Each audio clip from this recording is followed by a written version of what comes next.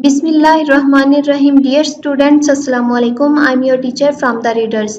प्यारे बच्चों, आज के हमारे सबक का उन्वान है नज्म देखो नाच रहा है मोर। नज्म शुरू करने से पहले हम मोर के मुतालिक पढ़ेंगे कि मोर एक खूबसूरत परिंदा है। इसके परों में बेशुमार खूबसूरत रंग होते हैं और जब ये पर खोलता है तो इसके पर बहुत खूबसूरत लगते हैं। मोर ज्यादा दूर तक उड़ नहीं सकता, मगर इसके बावजूद इसे परिंदों की जमात में रखा गया है। ये अपना घोंसला या घर दरख्तों की निचली सतह पर बनाते हैं। इनके पर हरे रंग के होते हैं और परों के दरमियानी हिस्से में आंखों की तरह का निशान होता है। मोरनी 2 साल की उम्र में, जबकि मोर 3 साल की उम्र में जवान होते हैं और इनकी औसतन तबई उम्र 20 साल तक होती है। इसके अलावा ये हर तरह के मौसमी हालात को बर्दाश्त करने की सलाहियत रखते हैं। इस नज्म में हम मोर के रक्स के मुतालिक पढ़ेंगे कि जब सावन भादों का मौसम आता है और बागों की रौनकें फिर से लौट आती हैं, हवा फूलों की खुशबू से मुअत्तर हो जाती है, तो इस मंजर से लुत्फ उठाते हुए मोर खुशी में अपने पर फैलाता रक्स करता है, एक खूबसूरत सुहाना मंजर पेश करता है। तो आइए अब नज्म की पढ़ाई शुरू करते हैं। हमारा पहला शेर है, सावन भादों की रुत आई, धरती पर हरियाली छाई, बागों ने खुश होकर पहने फूलों और फलों के गहने। सावन भादो बारिश के 2 महीनों के नाम, रुत मौसम, धरती जमीन, हरियाली सब्जा, गहने जेवरात। पहले शेर में शायर सावन भादों के मौसम के मुतालिक बता रहे हैं कि जब सावन का मौसम आता है तो बारिश बरसने से जमीन में हर तरफ सब्जा ही सब्जा नजर आता है।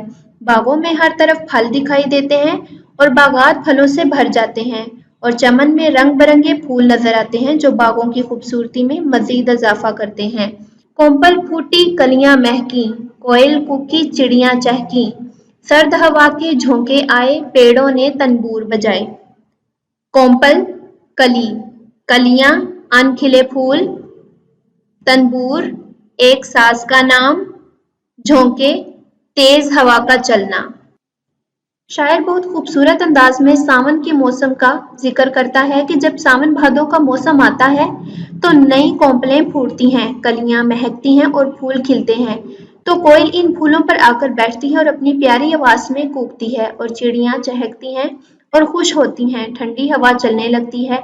हवा के चलने से दरख्तों पर मौजूद शाखें और पत्ते हिलते हैं तो इनमें से तंबूर के साज की आवाज आती है जो सुनने वालों को बहुत अच्छा तासुर देती है। छाई काली घटा घंगूर, देखो नाच रहा है मोर, वाह चनूर क्या खूब बनाया, गुलशन में गुलजार खिलाया। घनघोर गहरा बादल, गुलशन बाग, गुलजार चमन या बाग, चनूर परों का गुच्छा। शायर कहते हैं कि सावन के मौसम में काले बादल आते हैं तो मोर भी खुशी का इजहार करता है और अपने पर फैला देता है। इसके पर में बहुत खूबसूरत रंग होते हैं कि बाग की खूबसूरती में मजीद इजाफा हो जाता है, यानी बागों में पहले ही खूबसूरत रंग बिरंगे फूल खिले होते हैं, ऊपर से मोर अपने पर फैला देता है तो बागों का मंजर और भी खूबसूरत दिखाई देता है। इसके पर हैं क्या चमकीले, फूल हो जैसे रंग रंगीले, आम के नीचे मस्त खड़ा है, एक एक पर में बाग लगा है। चमकीले चमक वाले, रंग रंगीले मुख्तलिफ रंगों के। शायर कहता है कि मोर के पर इतने चमकदार और खूबसूरत होते हैं कि लगता है रंग बिरंगे फूल खिले हों, और जब मोर आम के दरख्त के नीचे अपने परों को खोलकर खड़ा होता है तो ऐसा लगता है कि इसके एक एक पर में बाग लगा हो, यानी इसके परों की खूबसूरती अल्फाज में बयान नहीं हो सकती। देखना हमको देख ना पाए, नाचना छोड़ के भाग ना जाए, भाई अपना मचाओ शोर, देखो नाच रहा है मोर। आखिरी बंद में शायर कहता है कि भाई तुम शोर ना मचाओ और मोर का नाच छुप छुप कर देखो, ऐसा ना हो कि वो तुम्हें देख ले और डर जाए और नाचना छोड़कर भाग जाए, इसलिए तुम बस खामोशी से छुपकर इसका नाच देखो कि मोर नाचते हुए कितना प्यारा लगता है। आइए अब खास अल्फाज पढ़ते हैं। रुत मौसम, हरियाली सब्जा, गहने जेवरात, कोंपल कली, धरती जमीन, झोंके तेज हवा का चलना, तंबूर एक साज का नाम, गुलजार बाग या चमन, चनूर परों या बालों का गुच्छा। प्यारे बच्चों, नज्म की पढ़ाई मुकम्मल हुई। आइए अब मश्क हल करते हैं। हमारा पहला सवाल है, मुदज्जल झैल सवालों के मुख्तसर जवाबात लिखिए। नंबर 1, इस नज्म के शायर का पूरा नाम लिखिए। इस नज्म के शायर का पूरा नाम मोहम्मद हफीज जालंधरी है। नंबर 2, सावन भादों की रुत किसे कहते हैं? बारिशों के मौसम को सावन भादों की रुत कहते हैं। नंबर 3, फूलों और फलों के गहने किसने पहन रखे हैं? बाघों ने फूलों और फलों के गहने पहन रखे हैं। नंबर 4, आम के दरख्त के नीचे कौन मस्त खड़ा है? आम के दरख्त के नीचे मोर मस्त खड़ा है। नंबर 5, शायर आखिरी शेर में किससे मुखातिब है? शायर आखिरी शेर में अपने भाई बंधुओं यानी लोगों से मुखातिब है। सवाल नंबर 2, मिसरे मुकम्मल कीजिए। नंबर 1, धरती पर हरियाली छाई। नंबर 2, कोयल कूकी चिड़िया चहकी। नंबर 3, देखो नाच रहा है मोर। नंबर 4, गुलशन में गुलजार खिलाया। नंबर 5, देखना हमको देख ना पाए। सवाल नंबर 3, वाहिद अल्फाज के जमा और जमा के वाहिद लिखिए। रुत, रुतों, कोम्पल, कोम्पलों, पेड़, पेड़ों। अब जमा के वाहिद बनाएंगे। गहने, गहना, कलियां, कली, चिड़िया, चिड़िया। सवाल नंबर 4, दुरुस्त जवाब पर टिक का निशान लगाइए। नंबर 1, बाग में नाचा। चकोर या मोर? हमारा दुरुस्त जवाब है मोर। नंबर 2, सावन भादों की रुत है, बरसात या बहार? दुरुस्त जवाब है बरसात। नंबर 3, कोयल करती है चू चू या कूकू? हमारा दुरुस्त जवाब है कूकू।